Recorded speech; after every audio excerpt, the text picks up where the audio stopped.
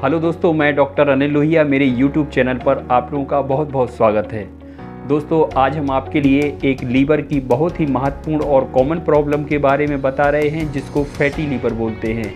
दोस्तों, यह वर्ड बहुत ही प्रचलित है और अधिकतर लोगों को आजकल इस तरह की प्रॉब्लम लगातार देखने में आ रही है। दोस्तों, इसके बारे में आज हम आपको पूरी जानकारी देंगे, बताएंगे कि फैटी लीवर हमारे शरीर में कौन से अंग को प्रभावित करता है, फैटी लीवर होने के क्या कारण हैं, कितने प्रकार का यह होता है, क्या इसके बचाव हैं और कौन कौन सी ऐसी प्रॉब्लम्स हैं जो फैटी लीवर के बढ़ने पर हमारे शरीर में होने लगती हैं।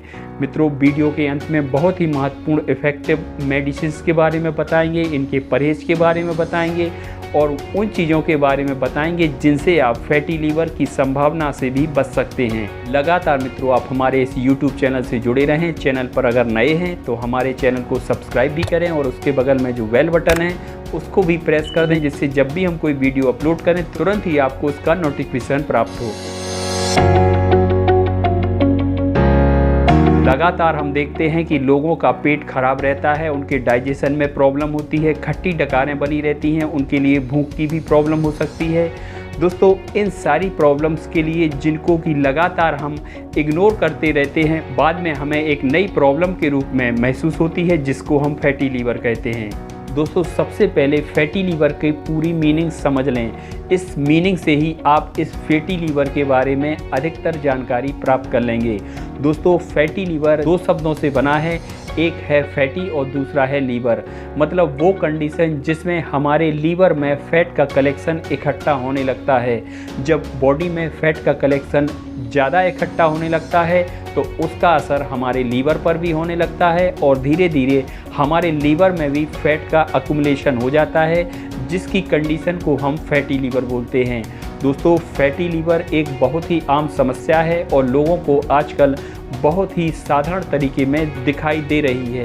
दोस्तों, जब कभी कोई किसी दूसरी प्रॉब्लम के लिए अल्ट्रासाउंड वगैरह की जांच कराते हैं और उनके लिए फैटी लीवर की जो नई शिकायत है उसकी जानकारी भी हो जाती है। दोस्तों, फैटी लीवर की प्रॉब्लम हमारे शरीर में धीरे धीरे बढ़ती है और इसकी शुरुआत में हमारे लिए कोई भी साइन सिम्टम दिखाई नहीं देते, इसलिए लगातार हम लोग फैटी लीवर को इग्नोर करते हैं।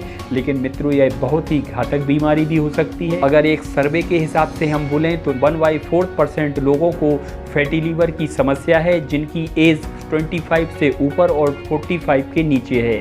दोस्तों, यह बहुत ही नई जनरेशन में होने वाली कॉमन प्रॉब्लम है। दोस्तों, फैटी लीवर दो तरह का होता है। पहला होता है एल्कोहलिक फैटी लीवर डिजीज़ और दूसरा होता है non alcoholic fatty liver disease. दोस्तों, फैटी लीवर किसी को भी हो सकता है, इसके लिए कोई भी ऐसी रिस्ट्रिक्शन नहीं है कि यह महिला को ही होता है या पुरुष को होता है या बच्चे को होता है।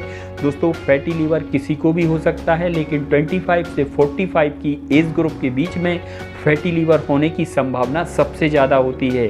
दोस्तों, इसी टाइम पीरियड में हम लोग अपने जीवन को स्टेबलिश करते हैं, शरीर का सबसे ज़्यादा उपयोग करते हैं, स्ट्रगल करते हैं, खाने पीने का ध्यान नहीं रख पाते, अत्यधिक स्टडी करते हैं, अपने बिजनेस में व्यस्त रहते हैं और कई सारे लोग इसी एज ग्रुप में व्यसनों में भी फंस जाते हैं। उनके अंदर अल्कोहल, शराब आदि पीने की लत भी इसी एज ग्रुप में लगती है। दोस्तों, फैटी लीवर की संभावना किसी को भी है, कोई भी फैटी लीवर का पेशेंट हो सकता है, इसलिए हम सारे लोगों को फैटी लीवर से बचने के जो उपाय बता रहे हैं उन पर पूरा ध्यान रखना चाहिए। दोस्तों, जो लोग अत्यधिक मोटे हैं इनके लिए फैटी लीवर होने की सबसे ज़्यादा संभावना है। जो पुराना डायबिटिक के पेशेंट हैं उन्हें भी फैटी लीवर हो सकता है। जो आलस से भरपूर पेशेंट होते हैं, जिनमें लगातार आलस भरा हुआ होता है, उनमें भी फैटी लीवर होने की सबसे ज़्यादा संभावना है। जो कई तरह की ऐसी स्टेरॉइड बेस्ड मेडिसिन ले रहे हैं उनके लिए भी फैटी लीवर की संभावना है। और वो सारे लोग जो ज़्यादा तेल चिकनाई ऑयली फैट ज़्यादा इस्तेमाल करते हैं या नॉन वेजिटेरियन हैं, उनको भी फैटी लीवर होने की सबसे ज़्यादा संभावना होती है। इसके अलावा कई सारी ऐसी प्रॉब्लम्स भी होती हैं जिनमें शरीर में फैटी लीवर की संभावना बढ़ने लगती है। कई सारी लीवर की प्रॉब्लम भी बाद में फैटी लीवर में कन्वर्ट हो सकती है, पर्टिकुलर हेपेटाइटिस बी और हेपेटाइटिस सी। दोस्तों, जो लोग शराब का अत्यधिक सेवन करते हैं उनके लिए फैटी लीवर होने की सबसे ज़्यादा संभावना है। दोस्तों, अब हम आपको वो लक्षण बता रहे हैं जिसके आधार पर आप यह समझ सकते हैं कि हमें फैटी लीवर की संभावना है। दोस्तों फैटी लीवर की शुरुआत में किसी भी तरह के कोई भी साइन सिम्टम अपीयर बॉडी में नहीं होते, लेकिन लगातार फैटी लीवर के बढ़े रहने पर लीवर रीजन में हल्का सा भारीपन या दर्द की शिकायत हो सकती है। इसके साथ ही पीलिया की शिकायत भी हो सकती है।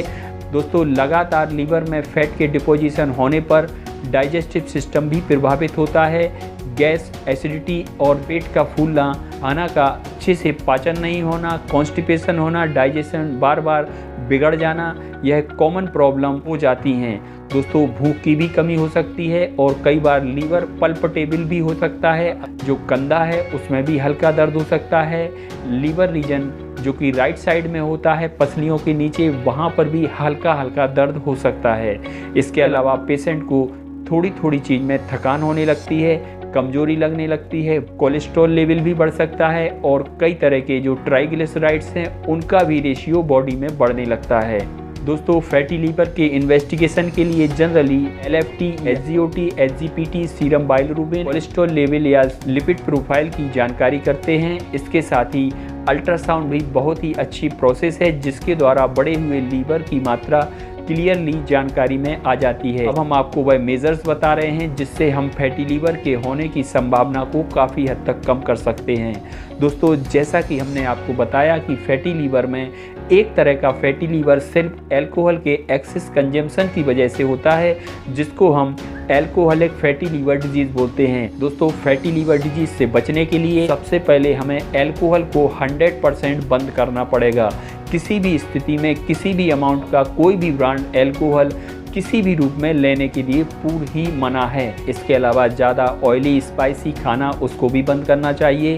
साथ में किसी भी तरह की अशुद्धियों वाला खाने से भी बचना चाहिए। साथ ही साथ वो सारी दवाइयाँ जिनके द्वारा फैटी लीवर होने की संभावना है जैसे कि स्टेरॉइड वगैरह, उसके लिए भी बंद करना चाहिए। कई सारे ट्रीटमेंट हैं जिनमें कि स्टेरॉइड लेना पड़ता है, उन सारी चीज़ों को भी कंसीडर करके ही लें। इसके अलावा अच्छी मात्रा में फ्रूट, साग, सलाद, साफ पानी और सुबह का घूमना बहुत ही ज़रूरी है। लगातार अगर हम अपने बढ़ते हुए वजन को कंट्रोल करते हैं तो फैटी लीवर की भी संभावना कम से कम हो जाती है। एक सर्वे के मुताबिक अगर हम अपने वजन को 10% कम करते हैं तो हमारा जो फैटी लीवर है वह अपने आप ही कंट्रोल होने लगता है। दोस्तों डाइट और एक्सरसाइज फैटी लीवर को कंट्रोल करने के लिए बहुत ही महत्वपूर्ण है। दोनों चीज़ें बराबर की ज़रूरत है। दोस्तों अब हम आपके लिए वह महत्वपूर्ण होम्योपैथिक मेडिसिन बता रहे हैं जिनके द्वारा हम अपने बढ़े हुए फैटी लीवर को कंट्रोल कर सकते हैं। फैटी लीवर एक क्योरेबल डिजीज़ है और यह हर स्थिति में ठीक हो जाती है, लेकिन अगर परहेज के साथ फैटी लीवर का ट्रीटमेंट दिया जाए तो इसमें कोई सी भी ठीक होने की असंभावना नहीं है और पेशेंट लगातार ट्रीटमेंट के बाद अधिकतर मामलों में ठीक हो जाता है। लेकिन अगर फैटी लीवर की प्रॉब्लम को इग्नोर करते चलें और लगातार पेशेंट इस स्थिति में पहुंच जाए कि फैटी लीवर सिरोसिस में कन्वर्ट हो जाए तो ऐसी स्थिति में पेशेंट का ठीक होना कठिन होने लगता है। इसलिए मित्रों फैटी लीवर के ट्रीटमेंट को आप एक कुशल डॉक्टर के द्वारा कंसल्ट करें। अगर आप मुझसे भी कंसल्ट करना चाह रहे हैं तो हमसे भी आप ऑनलाइन कंसल्ट कर सकते हैं। दोस्तों फैटी लीवर को ठीक करने के लिए हम आपको 3 मदर टिंचर का एक कॉम्बिनेशन बता रहे हैं जिनका उपयोग करने से कई मामलों में फैटी लीवर की प्रॉब्लम सॉल्व हो सकती है। दोस्तों इन 3 मदर टिंचर में पहला मदर टिंचर है कार्डुअस एम मदर टिंचर, दूसरा है चिलीडोनियम मदर टिंचर और तीसरा है चियोनेंथस क्यू मदर टिंचर। दोस्तों इन तीनों मदर टिंचर को एक 100 ml की शीशी में मिक्स कर लेना है और फिर इसकी मिक्स हुई अमाउंट को 20-20 बूंद दिन में 4 बार आधा कप पानी में लेना है। दोस्तों यह बहुत ही अच्छा कॉम्बिनेशन है, आपको कुछ ही दिनों में आराम आएगा। साथ में अगर आपको शुगर की प्रॉब्लम है या थायराइड की प्रॉब्लम है, कोई और प्रॉब्लम है, उसको भी प्रॉपरली बराबर ठीक करना है। अगली महत्वपूर्ण दवा है कैलकेरिया कार्ब। दोस्तों बॉडी से फैट को डिसॉल्व करने के लिए यह बहुत ही अच्छी दवाई है। इसकी 30 पोटेंसी दिन में 3 बार लेना है।